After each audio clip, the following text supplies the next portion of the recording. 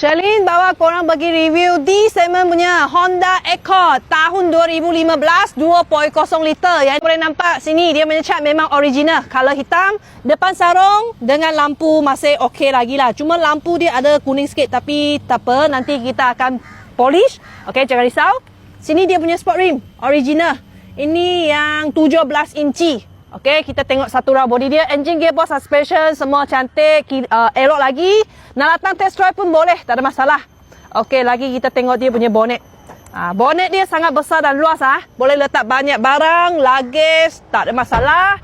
Lagi kita tengok passenger side.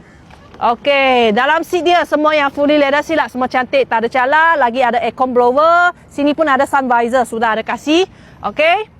Lagi keyless entry function semua ada, power seat semua ada, leather seat semua cantik, kemas, eco mode pun ada, multi function steering, auto cruise system semua ada lah, meter, dashboard semua cantik, tengah pun ada original punya monitor, aircon pun masih sejuk lagi. Okay guys, kereta sudah siap habis review. Sesiapa ada minat, cepat-cepat kontak saya. Kita jumpa next video lagi. Bye bye.